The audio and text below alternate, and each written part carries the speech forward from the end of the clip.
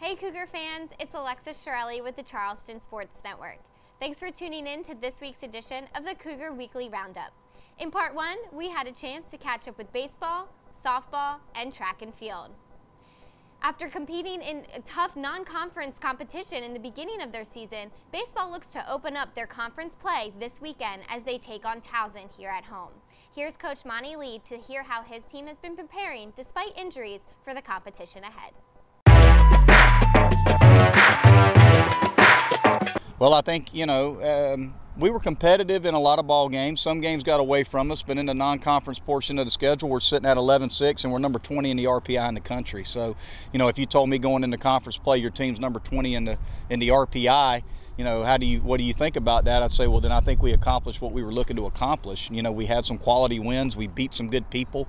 Going into conference play, I think that we've gotten at bats and innings to everybody who is probably going to be a meaningful part of our team, so we have a better idea going into conference play of who can do what in what spots. So, you want to know as much about your team going into conference play as you can so that the guys understand what their roles are on the weekends, and I think that we've done that. So I think we're sitting in a pretty good position. We haven't been too high and we haven't been too low. I don't know if I can say that we've played our best baseball over the course of 2-3 weeks yet. We haven't gotten on a roll, but we haven't been extremely inconsistent either. So we're somewhere in between, and I think that's good. You don't want to peak too early, and you don't want to be trying to answer a bunch of questions going into conference play. So I think we're somewhere in between. I think we'll progress and continue to get better. We got a veteran presence on the ball club from a position standpoint, so I think the lineup is fairly set to a degree, which is a good thing. I've had years where I've had to juggle the lineup game by game and change the order game by game. I like the fact that I have a pretty good feel for who's going to hit in what spots and who's going to play where.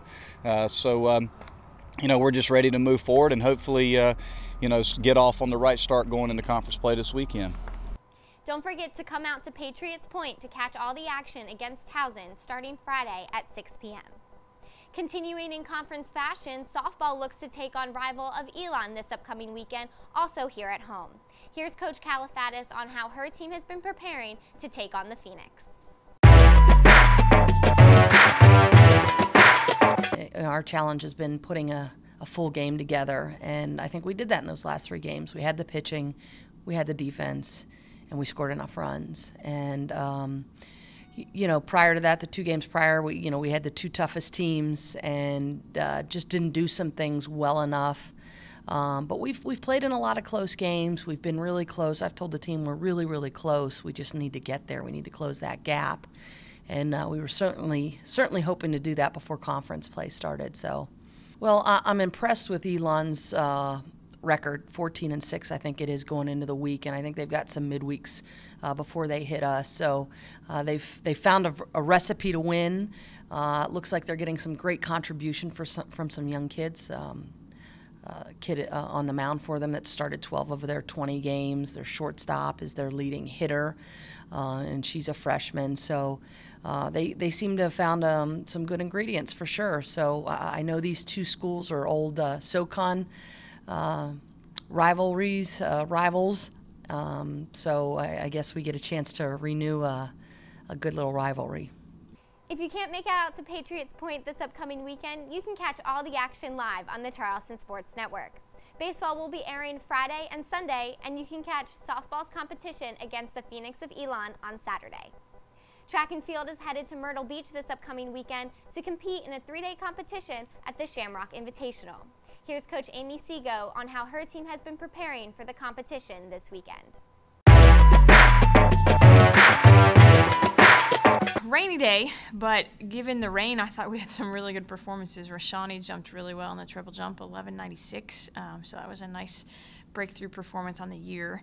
I thought Tiffany Sisk and Alex Coyle did really well in the hammer throw.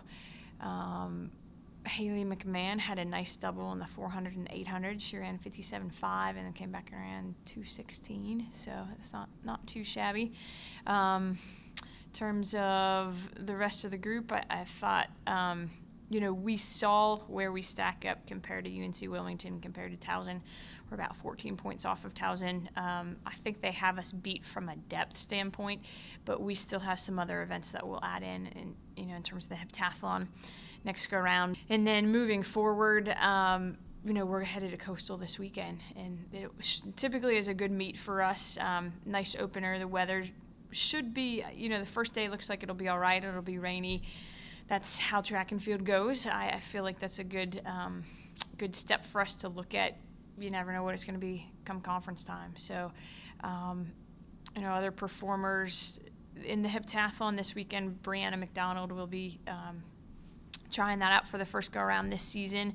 And then in the 10,000, we have Danielle Sams. And then the rest of the weekend is pretty much a normal track meet. So should be a good weekend for us. We wish the team the best of luck as they take on the plethora of competition at the Shamrock Invitational. Thanks for tuning in to part 1 of this week's Cougar Weekly Roundup. And don't forget, as always, to catch part 2. For the Charleston Sports Network, I'm Alexis Shirelli.